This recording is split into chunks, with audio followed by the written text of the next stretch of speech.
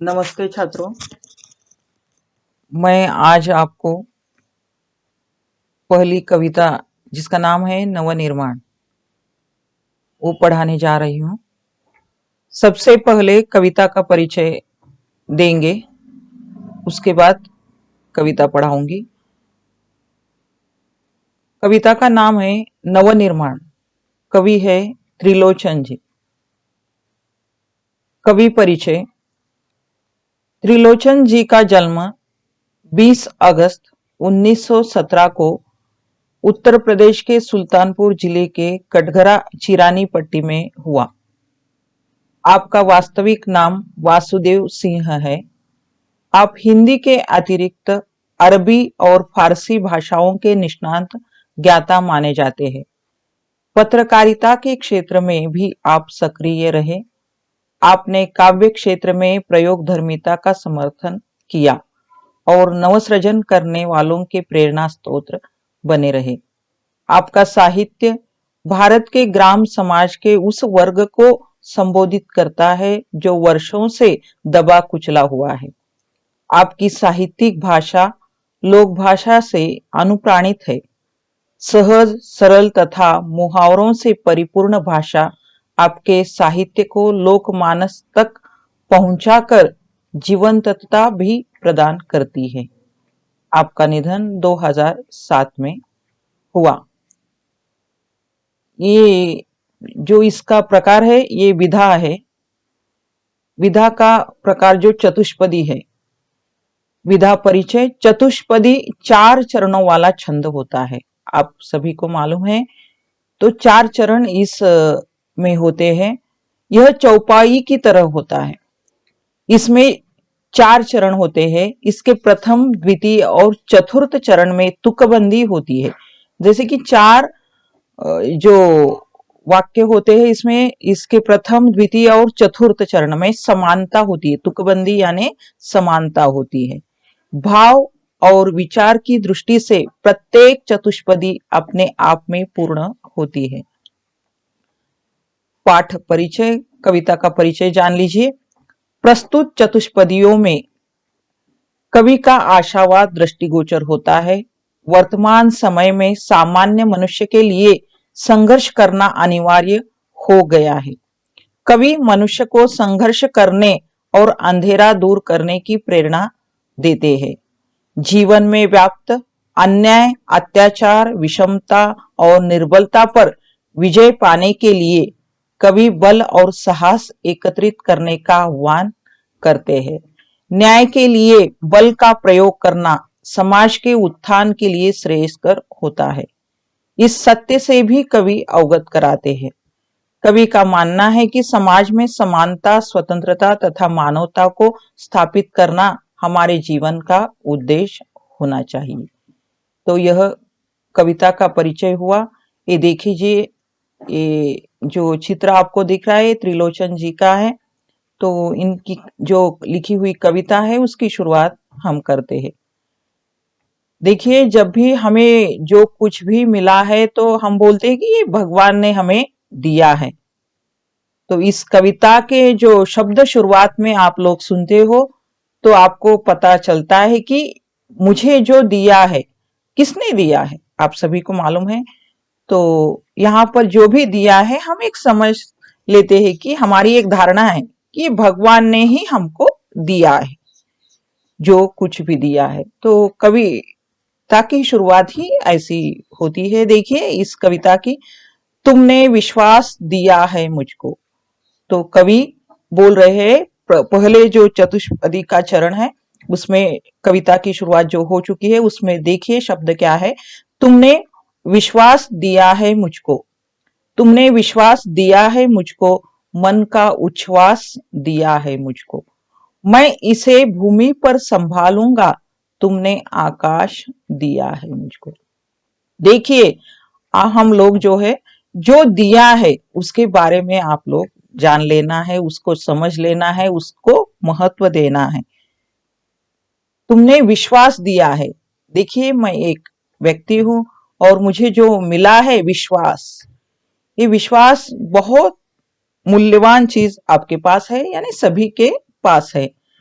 तुमने विश्वास दिया है मुझको, मन का उच्छ्वास दिया है मुझको। जैसे ही मेरे ही मन पर यानी अपने आप पर जो विश्वास होना बहुत अच्छी बात है, विश्वास कर लेना बहुत जरूरी है। इसीलिए जो भगवान से त्रिलोचन जी कह रहे कि तुमने विश्वास दिया है मुझको, मन का उच्छ्वास दिया है मुझको, मैं इसे भूमि पर संभालूंगा।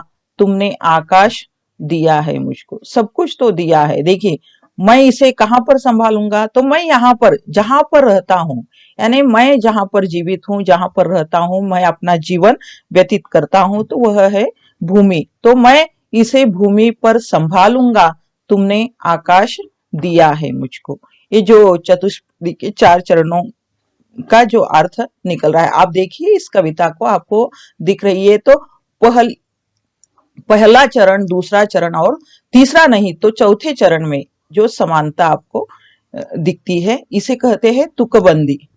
तो दूसरा देखिए, सूत्र यह तोड़ नहीं सकते, सूत्र यह तोड़ नहीं सकते, तोड़कर जोड़ नहीं सकते। इसलिए हमें अपना जो अपने ऊपर का जो विश्वास है उसे खोना नहीं। एक बार तोड़ने के बाद आप वहीं पर ठहर जाते हो, और इसे जोड़ना बहुत कठिन होता है। आपको मालूम है, जो सूत्र आपको मिला है जीवन जीने का, तो इसे तोड़ना नहीं है, संभल कर रखना है, इसे मजबूत बनाना है, इसे बलशाली बनाना है। ऐसा कवि का कहना है। सूत्र यह तोड़ नहीं सकते, तोड़कर जोड़ नहीं सकते, यों में जाए कहीं भी उड़ जाए। देखिए, आदमी जो है उड़ रहा है, यानी प्रगति कर रहा है, दिन ब दिन बहुत तरक्की कर रहा है। कहीं भी जाओ, व्योम में जाओ, आकाश में जाओ, यहाँ पर रहो, कहीं पर भी उड़ जाओ, लेकिन भूमि को छोड़ नहीं सकते। यानी अपने पांव जो है भूमि पर ही रखने हैं, इतना अहंकार योग्य नहीं है। देखिए, ऐसे दूसरे चरण में कवि ने कहा है, तो सूत्र यह तोड़ नहीं सकते, तोड़कर जोड़ नहीं सकते, व्योम में जाए कहीं भी उड़ जाए, भूमि को छोड़ नहीं सकते। ऐसे कहा है कवि ने कि भूमि पर ही रहना है, आप जो भी करो तो आपके पांव जो है भूमि पर ही रहने चाहिए। सत्य है, अब तीसरे चरण में देखिए, आप दिख रही है आपको कविता, सत्य है राह में अंधेरा है। ये सभी को पता है, सत्य है राह में अंधेरा है, रोक देने के लिए घेरा है। ऐसा होता है, आपको मालूम है, आप अपने समाज में अपना जीवन व्यतीत करते हो तो रास्ते में अनेक समस्याएं जो अंधेरे का रूप लेकर आ जाती है। तो अंधेरा, इसका मतलब अंधेरा पड़ा हुआ है ऐसी बात नहीं है। तो यहाँ पर प्रतीकात्मक रूप जो है कवि आपको दिखा रहे हैं। सत्य है राह में अंधेरा है, रोक देने के लिए घेरा है, काम भी और तुम करोगे क्या, बढ़ चलो सामने अंधेरा है। आपको पता चल गया है कि सामने समस्या है, चलो रुको मत, वहां से चलते जाना है। काम भी और तुम करोगे क्या, बढ़ चलो सामने अंधेरा है। ये ऐसी ही बात, यानी कहीं भी रुकना हमें नहीं है। कवि का बताना, ये कवि यही बताते कि कहीं भी रुको मत, चलते रहो, चलते रहो। सामने समस्या है, आपको पता चल गई है, लेकिन उसका सामना करना आपका काम है।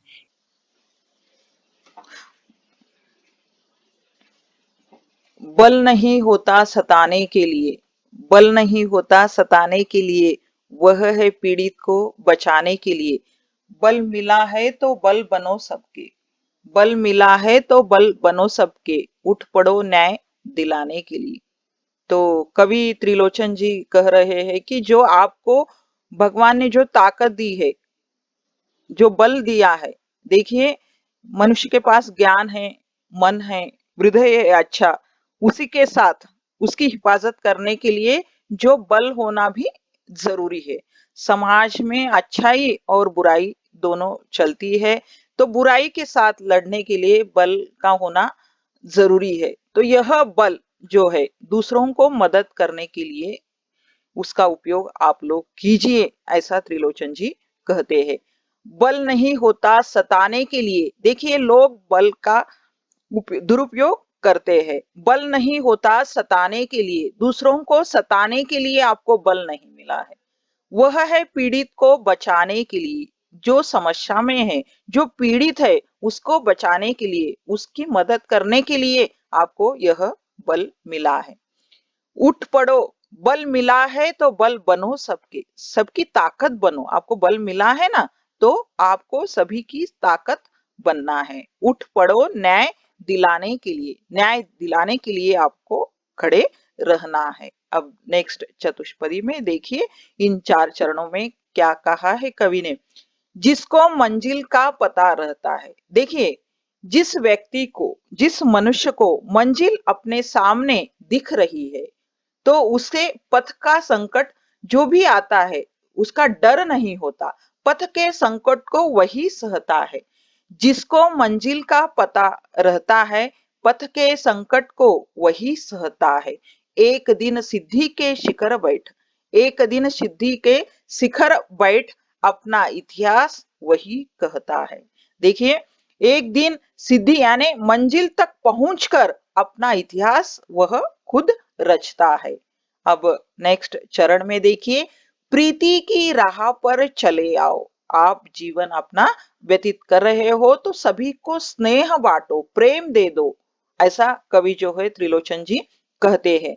प्रीति की राह पर चले आओ, नीति की राह पर चले आओ।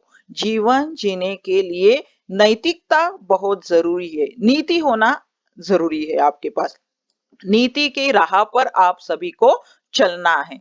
नीति की राह पर चले आओ, वह तुम्हारी ही नहीं सबकी है। देखिए, यानी अपना जो जीवन है वो अपने लिए नहीं है, दूसरों के लिए है। यानी स्वार्थी बनकर हमको जीना नहीं है। यह जीवन सभी की मदद करने के लिए आपको जो है भगवान ने दिया है। वह तुम्हारी ही नहीं सबकी है, गीति की राह पर चले आओ। ऐसा जो है कवि कहते हैं। साथ निकलेंगे आज नर नारी। देखिए, समाज जो है सिर्फ नर से नहीं बना है। हम कहते हैं कि पुरुष प्रधान संस्कृति है, ऐसा नहीं है। ऐसा जो त्रिलोचन जी कहते हैं। साथ निकलेंगे आज नर नारी, लेंगे कांटों का ताज नर नारी, यानी दोनों मिलकर परिश्रम करेंगे। लेंगे कांटों का ताज नर नारी, दोनों संगी है और सहचर है, दोनों समान है। एक बड़ा एक छोटा ऐसा नहीं है, दोनों संगी है, सहचर है, एक साथ चलते हैं। अब रचेंगे समाज नर नारी, नर और नारी मिलकर, पुरुष और स्त्री दोनों मिलकर समाज का इतिहास रचेंगे, समाज की तरक्की करेंगे, समाज की प्रगति करेंगे। ऐसा जो है कवि कहते हैं। देखिए, अब अंतिम चरण में जो है कवि क्या कहते हैं। वर्तमान बोला अतीत अच्छा था। तो देखिए, हम कहते हैं कि मेरा जो है अतीत अच्छा नहीं था, इसीलिए मेरा भविष्य अच्छा नहीं होगा। यानी मेरा वर्तमान अच्छा नहीं है, इसलिए मेरा भविष्य भी अच्छा नहीं होगा। ऐसा कवि कहते हैं कि ये गलत है। तुम सभी यानी अपना जीवन अच्छी तरीके से व्यतीत करते हो, दूसरों की मदद करते हो, नीति के मार्ग पर चलते हो, तो सभी यानी जीवन वर्तमान हो, अतीत हो, भविष्य हो, वह सब तुम्हारा अच्छा ही होगा, बुरा नहीं होगा। वर्तमान बोला अतीत अच्छा था, प्राण के पथ का मित अच्छा था। देखिए ना, जब मेरा अतीत में जो मेरा मित्र था, मेरे साथ चलने वाला था, वह भी अच्छा था। गीत मेरा भविष्य गाएगा। देखिए, आज मैं अपना जीवन बहुत अच्छी तरीके से जी रहा हूं, तो इसका मतलब है मेरा भविष्य भी बहुत ही अच्छा होगा। गीत मेरा भविष्य गाएगा। ये अतीत का भी गीत अच्छा था, यानी जो अतीत जो बीत चुका है उसे कहते हैं अतीत, यानी अतीत भी मेरा अच्छा ही था। यानी मेरा वर्तमान भी अच्छा है, मेरा अतीत भी अच्छा था और मेरा भविष्य भी अच्छा ही होगा। ऐसे कवि कहते हैं। तो यहाँ पर यह कविता समाप्त होती है। धन्यवाद छात्रों।